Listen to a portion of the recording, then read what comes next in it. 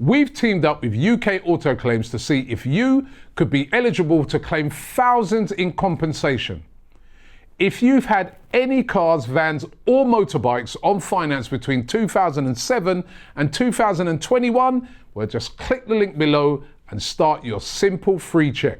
Hi, welcome to AFTV. I've got Robbie with me. We've just drawn 2-2 to Crystal Palace here at the Emirates. The mood in the studio wasn't great, so I'm intrigued. Are you very disappointed with Arsenal? Are you frustrated that they've dropped the ball here? They're not taking it. What's your assessment of that game? Rubbish, man. Really? That was poor. I get it. I understand it. I understand why players are not steaming into tackles. Kelechi's right in what he said in a way that, if somebody gets injured and that, you're going to be, really upset about that. But Arteta went strong. He picked the 11. Palace also got a game on Saturday. Yeah, They've also got a semi-final, and they were far more aggressive than us. I think somebody said it earlier. They've obviously had a rocket up them for their last two performances because they've been playing like how we played tonight, with one eye on that semi-final. So when they played against City, they're thinking about the semi. When they played against Newcastle, they're thinking about the semi, and they got absolutely destroyed in both games, right? We didn't get destroyed tonight, but I just thought that performance was so poor. Mistakes all over. Players who don't normally make mistakes. Raya, how many mistakes did he make tonight? No, it was worse. There's one when he just even before the goal, there's one where he just passed the ball straight to one of their players, and he got lucky that when the player went to hit it, that somebody blocked it. He was poor tonight, which he's been outstanding all season. Saliba, what's he doing? That ain't Raya's fault or nothing. That's his fault. Just pass the ball to. It's a great finish by Mateta, but the only positive I'm going to take from tonight is that it's a wake-up call for those players that, come next week, don't be slacking off, don't be making mistakes, and don't get ahead of yourself and feel that because you beat Real Madrid, you can do what you want and just waltz around the pitch and do whatever because that's what they did tonight. But does it matter? Very unprofessional performance by Arsenal tonight. Players just waltzing around. Yeah, we're the big man them, we beat Real Madrid over two legs. No, you got. I don't expect players to go rushing in. I get it. If it's a 50-50, you kind of back out a bit. But that performance tonight was not to the standard. And people were saying before the game, the place is going to be empty. It weren't. Yeah. The place was a couple of empty seats. On the whole, that was a sellout tonight. Yeah. Come on, perform better than that at home. It feels like the players have kind of emulated what the fans are. They've got their eye on the Champions League game. Everybody's got their eye on it, but that's still an unprofessional performance in my eyes tonight. What I saw there today, and the players just waltzing around, right? Especially when they were in the lead, thinking, game's done, game's over, we'll do what we want. And that's unprofessional. And you don't want to be keeping switching on, switching off, right? But it's worked. What was the score before? Yeah, I know before Real Madrid at home? You know what I think, right? For the Brentford game, if it's going to be like this all the time, it's draw, we won, where everything's on there, and I understand it. Then just switch up the whole team. Just make man stay at home, and then just play a load of players where it matters to them, and they're not worried about getting injured, and they're not worried about other things apart from the game at hand. Yeah. Having said that, Raheem Sterling's not probably going to be starting in that game, and he's also very, very poor. It also weren't. I don't get what's happened to him. I really don't. So obviously, I think people will obviously hear I'm being quite dismissive, but again, I go back before the Real Madrid game when we beat them 3-0. We drew Everton 1-1. We drew the game after that, and then we ended up having good performances. But I understand. Next Tuesday will not be what we saw tonight. The place will be on fire. The players will be up for it. I have no doubt. But I'm just dealing with tonight.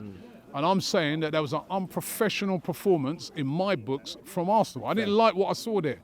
They were just, honestly, look at Martinelli, how he's been playing, and look at tonight. Yeah, look at players. Don't get me. And I'll tell you the other thing that we seriously have to have a look at for next season is how to break down teams that put in a low block, the 5 across the back, and that we This is why even before the Real Madrid game, when I was saying I'd rather get Real Madrid than Atletico, and people saying, oh yeah, you've lost it. No, there was a reason for that, because I know that when teams sit deep against us, we struggle. That was the other thing tonight.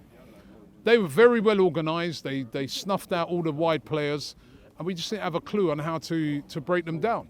You know what I mean? When we did break them down is when we moved the ball quicker, and that was that was how Trossard was able to score. But we've got to learn next season. We have to find a way to break down low block teams, because we've drawn. We haven't lost many games. We've 13. We lost 3 games. That's it. Very, very difficult team to beat, Arsenal, right? But we don't know how to break down these teams. We run out of ideas. That's what happened tonight as well. What is the answer then? Is it just? That's what they have to work on. But is it just a striker, or is it more than that? I think it's more than that. I think a striker obviously is definitely needed, because you can switch it up. You can whip balls into the box. You can. He can hold it up and he cause hassle where he draws players in. That is definitely needed, that focal point. But I also think we need to find a way in which to break down these teams, because we seem to really, really struggle. If it don't kind of happen early, honestly, like tonight, what were we really doing to break that down? But we were moving the ball so slowly. Yeah, everyone was just coasting. It's very, very easy for Palace to just get back in shape and just low block it out. Let me, before we talk about some of the events in the game, the 2 players that scored, take them at Arsenal, or is it something? Would you want more than that? Eze scored an unbelievable. Yeah, that volley was unbelievable, and then Mateta, great goal. Even that was 2 great goals, 2 great players. 2 great goals by them, and I have to say that the Eze goal summed up Arsenal tonight, right? How can you leave one of the most skillful players in the Premier League on the edge of the box? No one's near him. On his own. I saw it there was an earlier corner and they did that. I'm like, what are they doing? That's Eze. Yeah. But the ball didn't get to him. This time, the ball come to him. Bad boy. The guy had enough time to just watch the ball come down and just hit. What kind of defending is that? That's what I'm saying about unprofessional. I think some people have kind of really given Arsenal, I feel, too much of a pass tonight. When I saw that, I'm like, what are they doing? That's Eze. They ain't no, maybe you'd be some defender on it. That's Eze there. He's just waiting there with his hands in his pocket. No, that was ridiculous. It was a good finish. Yeah. It was a great finish. And then the second one, Saliba just passes it to me. A great finish. But Saliba just under no pressure. I don't know. Maybe he thought it was one of his. I don't know.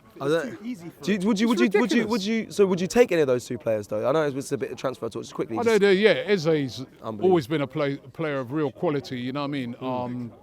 I definitely have him. You know what I mean? Mateta's a problem as well. He's a good player. He's had a really good season, but he wouldn't be my main striker. You know what I mean? It took him a long time to get going there. He wouldn't be my main striker.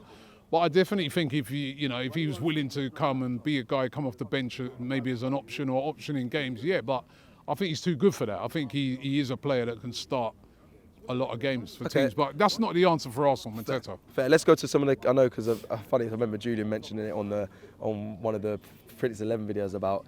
Yeah, Mateta he'd want him, and then he called it an uproar when was in the studio a while ago. He's a problem though. He's had a very good season, and that was a good finish. Let me go to one of the key events things. I saw you arguing about the ball being out. Obviously, you guys were in the stadium. Obviously, was in the watch. We got to see review. It looks out to me. So you're not going in with everyone saying it's. A lot of people I heard were saying it was in. I haven't seen it back. I'm just saying that like where I was sitting, it looked out.